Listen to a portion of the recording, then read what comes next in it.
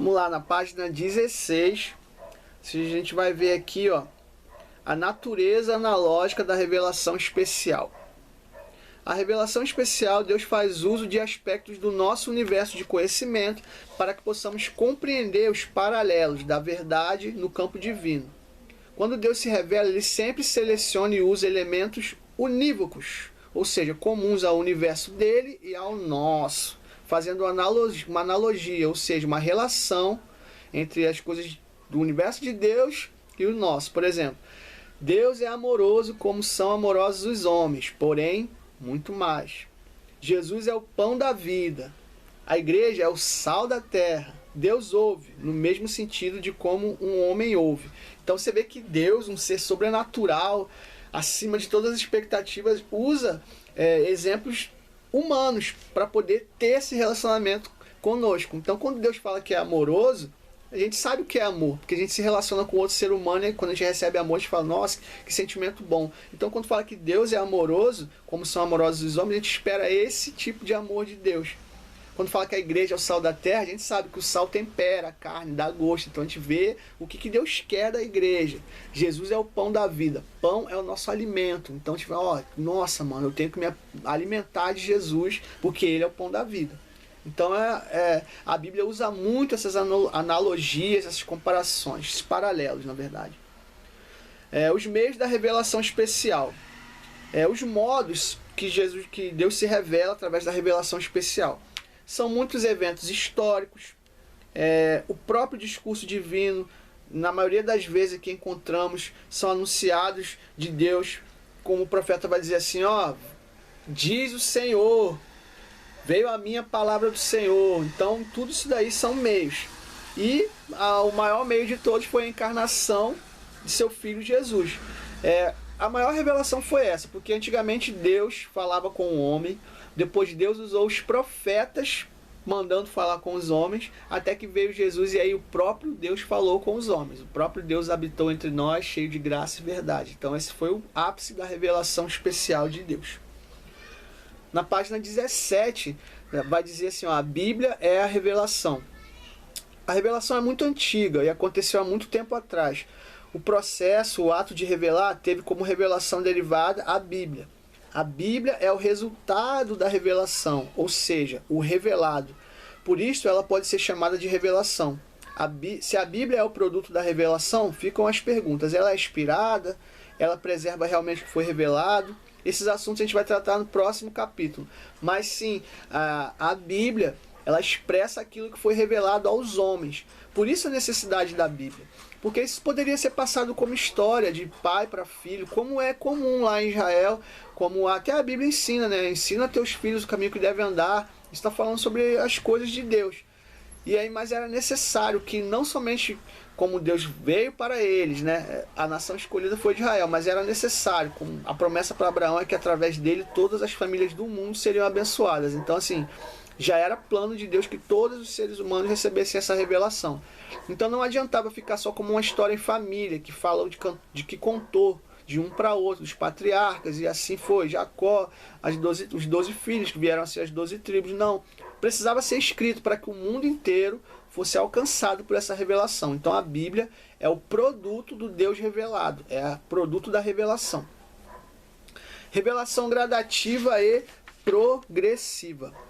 A revelação ela é gradativa e progressiva, mas em que sentido? A revelação especial de Deus foi avançando até alcançar uma forma mais completa. A amplitude da revelação foi acontecendo à medida que o homem podia receber esta revelação, ou seja, de modo apropriado ao entendimento humano. É assim, irmãos, quando a gente começa a ler a Bíblia toda, a gente vê muitas coisas que a gente acha estranho, mas a gente tem que ter a noção de que o processo de sociedade e civilização foi modernizando através dos tempos. Foi evoluindo. Então, certamente, o homem foi se capacitando a receber a revelação de Deus com o passar do tempo. Muita gente vai falar assim, teve incesto na Bíblia, teve traição, teve morte. Deus, provavelmente a esposa de Caim, né, era irmã dele, porque só existia Adão e Eva na terra e os filhos dele. Como é que Caim ia casar com quem? Certamente com uma de suas irmãs. Mas à medida que aquilo foi evoluindo, o conceito de sociedade, o conceito de casal, o parentesco, foi tendo várias pessoas e tal, você vê que a revelação foi mudando e aquelas práticas antigas passaram a não valer mais para os tempos posteriores. Então a revelação ela foi gradativa à medida que o ser humano foi evoluindo, tanto na mente como no comportamento e na vida em sociedade. E cada vez mais a gente tem que evoluir para poder receber cada vez mais da revelação divina, porque ainda não foi tudo revelado. A Bíblia está ali, mas há minúcias ali na Bíblia que o homem ainda não tem a capacidade de entender, que são os mistérios divinos. Mas como o objetivo é que nós tenhamos a mente de Cristo, nós temos que melhorar, evoluir de glória em glória a cada dia para podermos receber a total revelação de Deus. Amém? Ó, parece que estamos na igreja, amém? Mas vamos lá. A revelação progressiva, ela inclui alguns aspectos, ó. A presença pessoal de Deus, a verdade informada, a condição de podermos identificar Deus, a condição de podermos saber alguma coisa a respeito de Deus e a condição de podermos mostrar Deus aos outros. Então você vê que é uma evolução e a partir do momento que a gente evolui, a gente vai crescendo também na palavra de Deus e no entendimento bíblico. E são necessários até para nossa última matéria, até para evangelização, pastorear uma igreja. O mínimo é você ter um bom conhecimento bíblico para poder saber onde tem a presença de Deus, é o discernimento, um discernimento de espírito para saber qual espírito está manifestando no culto. A verdade informada, porque há muitas verdades sendo informadas por aí, mas a verdade bíblica está difícil, Identificar Deus nas coisas, ou seja, você tem que evoluir em Deus, crescer e buscar ter a mente de Cristo para poder seguir e passar o evangelho para frente.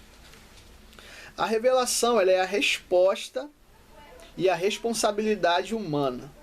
A revelação é a resposta e a responsabilidade humana. Olha, a gente vai tocar num termo agora bem delicado. Ó. Nenhum homem é despido de religiosidade. Todo mundo acredita em alguma coisa. Todo homem tem seu conceito teológico, até aquele que se diz ateu. Porque o ateu, irmãos, ele fala que não acredita em nada, mas ele acredita nele mesmo. Então ele acredita em alguma coisa. Então, precisa que nós tenhamos a nossa fé em Cristo, a nossa fé em Deus e o conhecimento de Deus através da Bíblia. Porque olha só, todo homem responde de alguma forma à revelação geral, aquilo que eu falei, que está disponível a todos, a natureza e tal.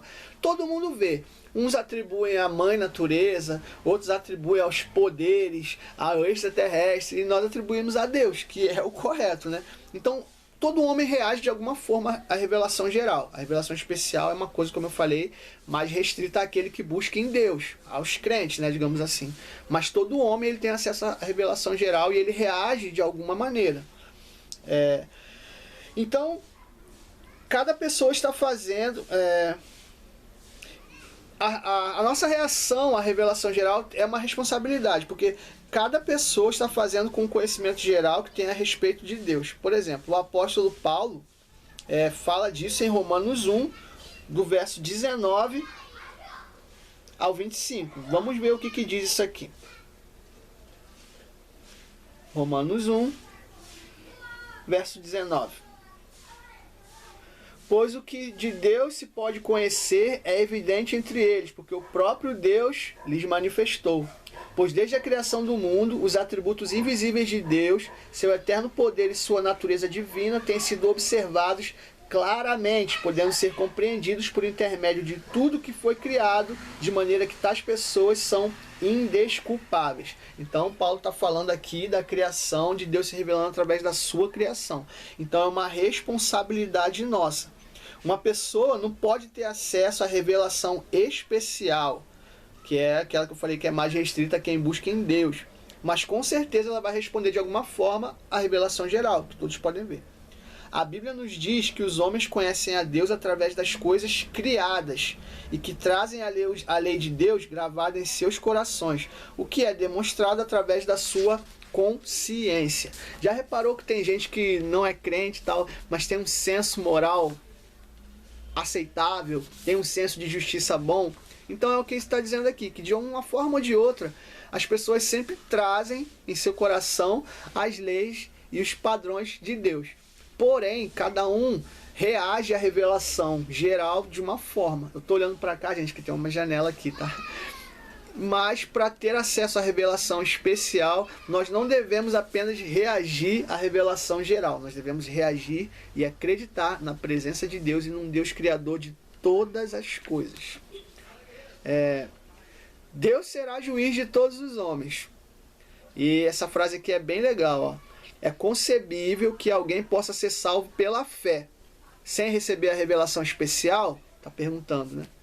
Paulo parece deixar em aberto essa possibilidade teórica, mas é uma mera possibilidade teórica. É altamente questionável que alguém possa realmente experimentar a salvação sem possuir a revelação especial.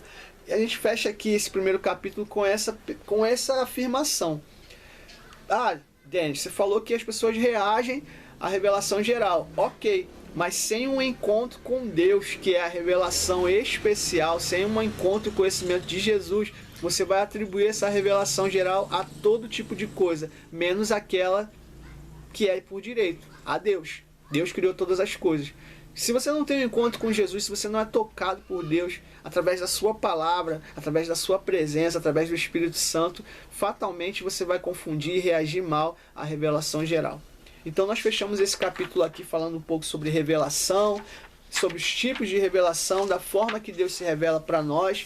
E nós vamos agora falar um pouco sobre o capítulo 2 e a gente vê aí, né? Vamos terminar hoje aqui essa primeira aula com o capítulo 1 e 2. Então a gente se vê aqui no próximo take. Valeu!